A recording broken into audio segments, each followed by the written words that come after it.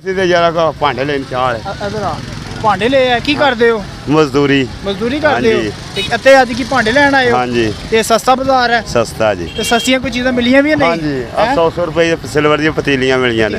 ਹਾਂ ਛੋਟੀ ਸਸਤਾ ਮਿਲਦਾ ਪਿਆ ਕੰਮ ਜਾਂ ਮਹਿੰਗਾ ਮਿਲ ਰਿਹਾ? ਸਹੀ ਹੈ ਇੱਥੇ ਮਹਿੰਗਾ ਤੇ ਨਹੀਂ ਮਿਲ ਰਿਹਾ। ਹਾਂ ਮਹਿੰਗੀ ਮਹਿੰਗਾਈ ਤਾਂ ਤੁਹਾਨੂੰ ਪਤਾ ਹੀ ਹੈ ਕਿੰਨੀ ਮਹਿੰਗਾਈ ਤਕਰੀਬਨ ਹੁਣ ਇੰਨੀ ਕਿ ਵੀ ਜਿੰਨਾ ਝੂਠ ਮਾਰ ਲਈਏ। ਅੱਛਾ 800-900 ਰੁਪਇਆ ਦਿਹਾੜੀ ਏ। ਅੱਛਾ 100 ਰੁਪਏ 100 ਰੁਪਏ ਦੇ ਉੱਤੇ ਆਟਾ ਮਿਲਣ ਡਿਆ ਚੀਨੀ 100 ਦੇ ਉੱਤੇ ਮਿਲਣੀ ਹੈ 600 ਨੂੰ ਘਿਓ ਮਿਲਣ ਡਿਆ। ਹੁਣ ਦੱਸ ਇੱਥੇ ਕੀ ਕਰੀਏ ਮਹਿੰਗਾਈ ਦਾ ਦੱਸ ਹੁਣ ਕੀ ਕਰੀਏ ਤੋ ਕਿੰਨੇ ਪੈਸੇ ਕਮਾ ਲੈਂਦੇ ਹੋ ਮਹੀਨੇ ਦੇ? ਮਹੀਨੇ ਦੇ 800 ਰੁਪਇਆ ਦਿਹਾੜੀ ਹੈ 700 800 ਕਦੀ 900 ਲੱਗਦੀ ਹੈ। ਤੇ ਵਿੱਚੋਂ ਕਦੀ ਬਾਰਿਸ਼ ਵੀ ਹੁੰਦੀ ਹੈ ਕਦੀ ਬਿਮਾਰ ਵੀ ਹੋ ਜਾਂਦੇ ਹੋ? ਬੜ ਪਹਿਲਾਂ ਆ ਫਿਰ ਪੈਰ ਪੱਕੇ ਨੇ ਮੇਰੇ ਤੇ ਆ ਦਵਾਈ ਸ਼ਵਾਈ ਲੈ ਕੇ ਬਾਰਿਸ਼ ਦੇ ਗੰਦੇ ਪਾਣੀ ਦੇ ਵਿੱਚ। ਅੱਛਾ ਆਹੋ ਤੇ ਘਰ ਆਪਣਾ ਇਹ ਕਿਰਾਏ ਦਾ? ਕਿਰਾਏ ਤੇ ਆਹੋ ਹੁਣ ਬੀਵੀ ਹੈ ਮੇਰੀ ਇਹਨੂੰ ਸਾਹ ਦੀ ਕਥਰੇ ਦੀ ਦਵਾਈ ਵੀ ਲੈਣੀ ਆ। ਅੱਛਾ ਆਹੋ ਤੇ ਫਿਰ ਕਿਸ ਤਰ੍ਹਾਂ ਦਰਗੁਜ਼ਰ ਹੁੰਦਾ ਵਾ? ਬੱਚੇ ਵੀ ਨੇ ਬੀਵੀ ਵੀ ਹੈ? ਉਹ ਨੀਲੀ ਛੱਤ ਵਾਲਾ ਨੀਲੀ ਛੱਤ ਵਾਲਾ ਗੁਜ਼ਾਰਾ ਕਰਦਾ ਓਏ ਤੇ ਹਕੂਮਤ ਨਹੀਂ ਤੁਹਾਡਾ ਕੋਈ ਵੀ ਇਮਦਾਦ ਕਰਦੀ ਪਈ? ਹਕੂਮਤ ਆਪੋ ਆਪਣਾ ਮਰ ਕੇ ਪੂਜ ਤੈਨੂੰ ਮੈਨੂੰ ਕੌਣ ਪੁੱਛਦਾ? ਬਿਜਲੀ ਦਾ ਬਿੱਲ ਕਿੰਨਾ ਆਇਆ ਜੀ? ਬਿੱਲ 5 ਤੇ 4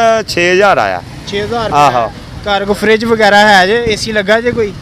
ਤੇ ਫਿਰ 5-6000 ਆਹੋ ਇੱਕ ਪੱਖਾ ਇੱਕ ਪੱਖੇ ਨਾਲ ही बिल आ गया। 6000 टैक्स जेड़ा 6000 रुपया बिल एक पंखे का आ रहा है। ये उनकी साथ मिसेज हैं बीवी हैं उनकी इनसे पूछते हैं बाजी किस तरह गुजारा हो रहा है क्योंकि अपने साइन है वो ते कह रहे ना कि दिहाड़ी लाने आ ते बड़ा मुश्किल ਐਵੇਂ ਹੀ ਇਹ ਨਾ ਜਦੋਂ ਨਹੀਂ ਲੱਗਦੀ ਫਿਰ ਚੁੱਪ ਕਰਕੇ ਬਹਿ ਰਹਿੰਦਾ ਫਿਰ। अच्छा ਤੇ ਉਹਦੇ ਵਿੱਚ ਬਿਜਲੀ ਦੇ ਬਿੱਲ ਵੀ ਦੇਣੇ? ਬਿਜਲੀ ਦਾ ਬਿੱਲ ਵੀ ਦੇਣਾ ਹੈ, ਠੀਕ ਹੈ ਖਾਣਾ ਵੀ ਹੈ? ਖਾਣਾ ਵੀ ਹੈ, ਕਿਰਾਇਆ ਵੀ ਦੇਣਾ। ਕਿਰਾਇਆ ਕਿੰਨਾ ਦਿੰਦੇ ਹੋ?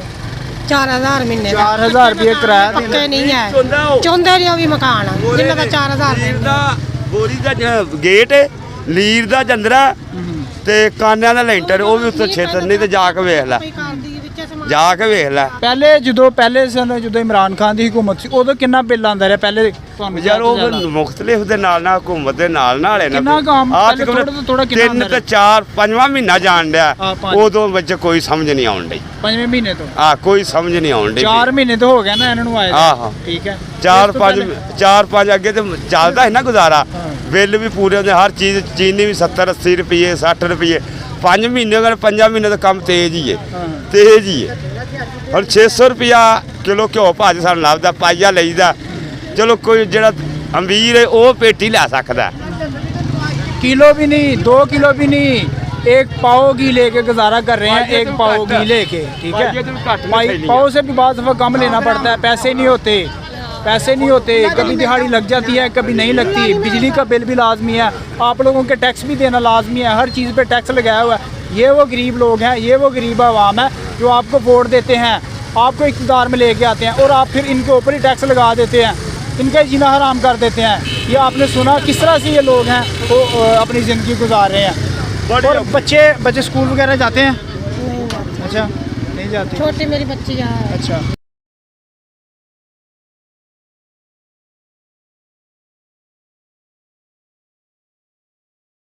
कौन सी क्लास में नहीं जाती आप स्कूल? क्यों नहीं जाती? पुराने पाक पढ़िया नहीं पढ़ाने के लिए आगे आ जाओ पढ़ाने के लिए गुंजाइश नहीं है बच्चों को पढ़ाने के लिए बच्चा वहां जाके जिहड़ी वजह नाल साडे हालात माड़े ओहदा ऑपरेशन है यहाँ तो रख यहाँ तक 6 महीने बैक लगा रहा ये 4000 की मौके तो उन्हें थैली लगती रही है हजे वो कमान जोगा नहीं गा असी मंगीए पीनीए वह खर्चा पूरा करना नहीं तो बच्चा मेरा घर है मेरे नाल चलो तो मैं वहा देना ये अखीं वेखण वाली बाबू जी किहड़ी गल है